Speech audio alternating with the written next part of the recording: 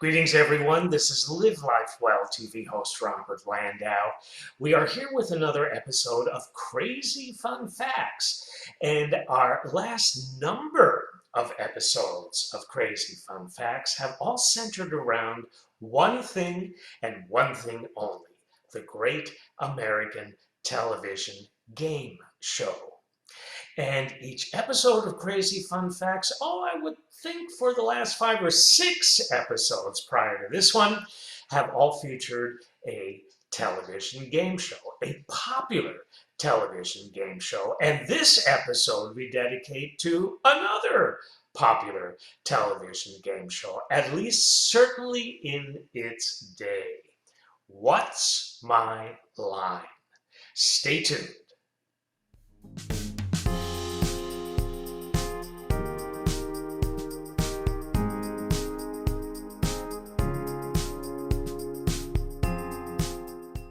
So 2 websites to acknowledge before we begin: imdb.com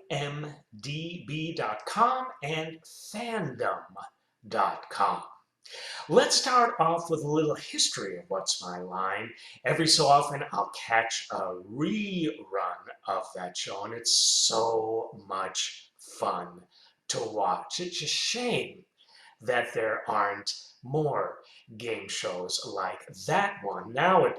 But anyway, here's a little bit of background for you. It was produced by Mark Goodson and Bill Todman for CBS Television, and the show was initially called Occupation Unknown before deciding on the name What's My Line. The original series, which was usually broadcast live, remember those days, debuted on Thursday, February 2nd, 1950 at 8 p.m. Eastern Standard Time. After airing alternate Wednesdays, then alternate Thursdays, finally on October 1st, 1950, the show settled into its weekly Sunday at 10:30 p.m. Eastern Standard Time, where it would remain until the end of its network run, all the way to September 3rd, 1967. So that's a pretty good run for a game show. Starting in July of 1959 and continuing for 8 straight years until July of 67, when John Daly was due to appear in Moscow, the show would occasionally record episodes onto quadruplex videotape for playback at a future date. This was then state-of-the-art technology in the industry, and Daly praised it upon his return from Moscow. In such instances, there would often be 2 shows a day, the taped one followed immediately by the live one. The cast and crew began taking summer breaks from the show in July of 61 through July of 67. The hosts and panelists of What's My Line is definitely something to talk about. The host, then in those days called the moderator, was veteran radio and television newspaper person John Charles Daly. Clifton Fadiman, Eamon Andrews, and Random House co-founding publisher and panelist, the great Bennett Cerf, substituted on the 4 occasions when Daly was not available to moderate. The show featured, as you might remember, a panel of 4 amazing celebrities who questioned contestants. On the initial program of February 2nd, 1950, the panel was former New Jersey Governor Harold Hoffman, columnist Dorothy Kilgallen, poet Louis Untermeyer, and psychiatrist Richard Hoffman.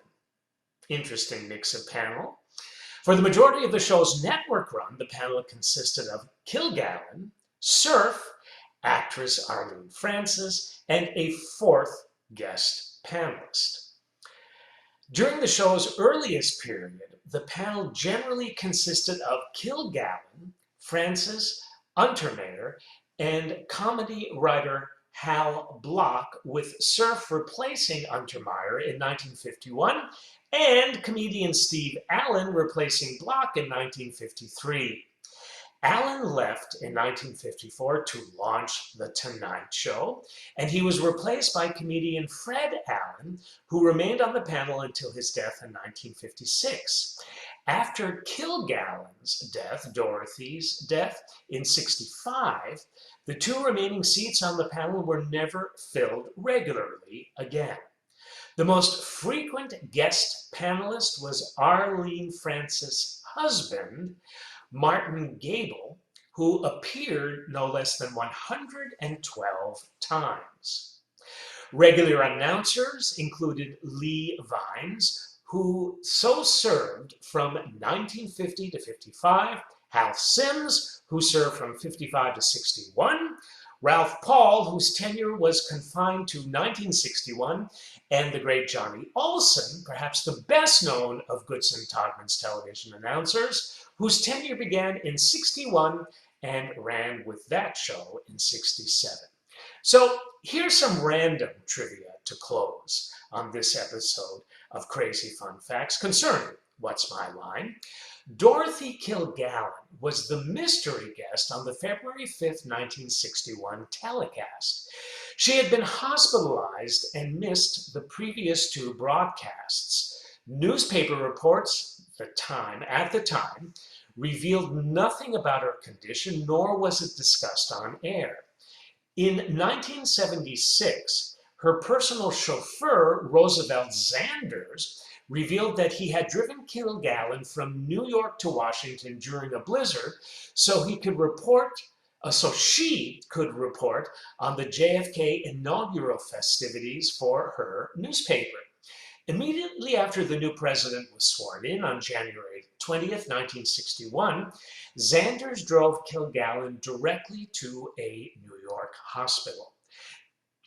Asked by a biographer in 1976 if his client's condition was alcohol-related, Zanders replied, "I don't say drunk. One of the things that brought it about was having one or two drinks and not eating. Her system ran down that way." On February 5th, 1961, with Bennett Cerf on vacation, Arlene Francis went on live TV, assuming Kilgallen was still in the hospital, only to discover that she was the mystery guest. During an earlier absence from the show in 1958, Kilgallen had reportedly suffered from exhaustion and anemia. When she missed several shows in 1965, John Daly said on air that she had injured herself tripping on a rug. She returned to the show with her arm in a sling and then appeared on every telecast for 6 months, including a live appearance on the night of her death. Another interesting fact, these are crazy fun facts. Well, this is interesting. Lucille Ball holds the record for the most appearances as a mystery guest on What's My Line, with a record 5 appearances. I guess she would have to really work at disguising her voice 5 different times not to be guessed. But Lucille Ball could do that with her eyes closed. Here's another one. For several years, all of the members of the Rat Pack, with the exception of ringleader Frank Sinatra, appeared as mystery guests on the show. In fact, 3 of the 5 members, Sammy Davis Jr., Peter Lawford, and Joey Bishop, not only appeared as mystery guests, but also served on the panel at various times as well. Sinatra didn't appear on the show until November 27, 1966, when he appeared as a mystery guest during the first game, and then he moved to a seat on the panel. That is so neat. It was the only instance in which somebody did that. But what Sinatra wanted, Sinatra got.